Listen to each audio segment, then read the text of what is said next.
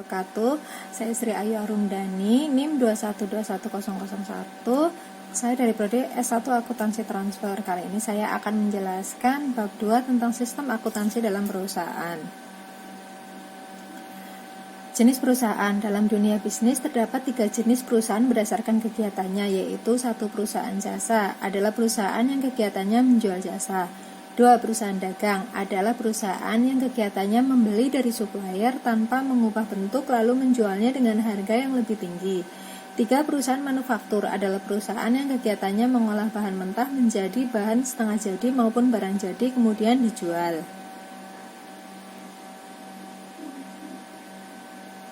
Struktur organisasi dalam perusahaan manufaktur. Kali ini saya akan menjelaskan satu persatu dari struktur organisasi tersebut.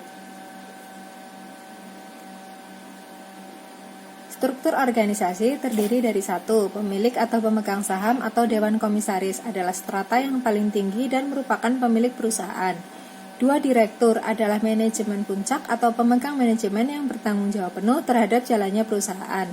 3. Manajemen riset atau pengembangan adalah manajer yang bertanggung jawab mengembangkan produk dengan cara melakukan riset.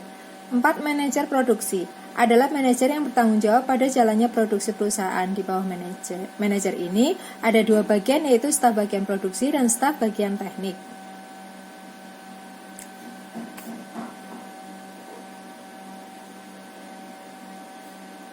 Lima, manajer SDM adalah manajer yang bertanggung jawab pada karyawan perusahaan. Tanggung jawab tersebut meliputi perekrutan dan pengembangan kesejahteraan dan kemampuan karyawan. Di bawah manajer ada beberapa stafnya. 6. Manajer keuangan dan akuntansi adalah manajer yang bertanggung jawab pada pembukuan serta keputusan yang menyangkut bidang keuangan. Di bawah manajer ini ada 2 bagian, yaitu staf bagian keuangan dan staf bagian akuntansi. Yang ketujuh, manajer pemasaran adalah manajer yang bertanggung jawab pada departemen penjualan dan promosi produk.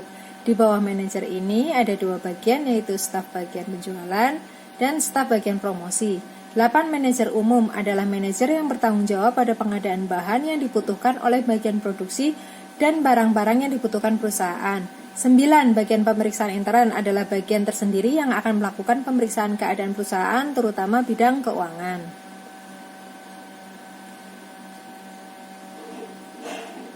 Sistem akuntansi dalam bisnis. Sistem akuntansi pokok atau utama adalah kumpulan elemen, yaitu formulir, jurnal, buku besar, buku pembantu, dan laporan keuangan yang akan digunakan oleh manajemen untuk mencapai tujuan perusahaan. Yang kedua, sistem akuntansi penjualan tunai dan kredit.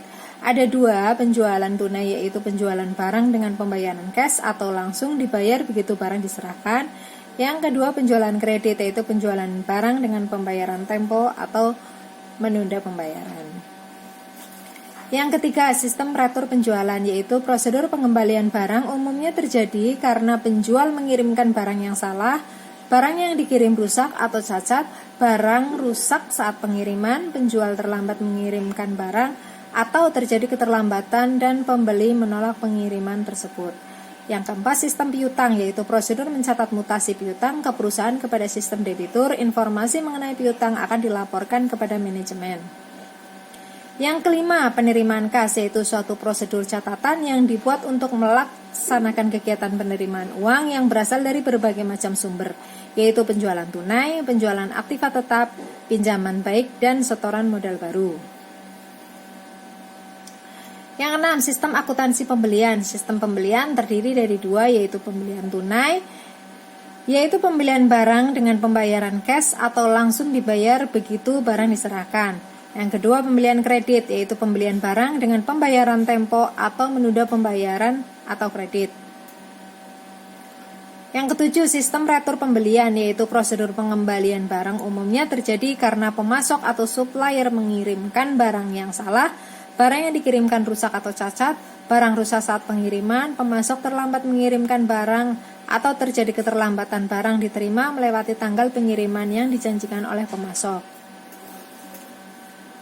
Yang 8, sistem utang, yaitu prosedur untuk mencatat dan menyelesaikan utang perusahaan dari pembelian yang dilakukan oleh perusahaan. Yang 9, sistem pengeluaran kas adalah kegiatan mencatat pengeluaran uang yang digunakan untuk pembelian tunai, pembelian aktiva tetap, pengeluaran kas ada 2 sistem, yaitu cek dan uang tunai. Yang 10 sistem persediaan adalah kegiatan yang ada dalam rangka pengelolaan persediaan barang dalam perusahaan. Perusahaan manufaktur persediaannya ada 3, persediaan bahan baku, persediaan barang setengah jadi, dan persediaan barang jadi.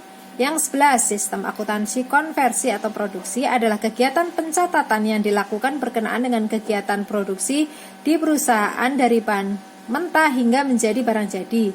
12 sistem akuntansi penggajian dan pengupahan adalah kegiatan untuk menggaji dan memberi upah pada karyawan dan buruh perusahaan. 13 sistem akuntansi aktiva tetap adalah kegiatan untuk memperlakukan aktiva tetap perusahaan.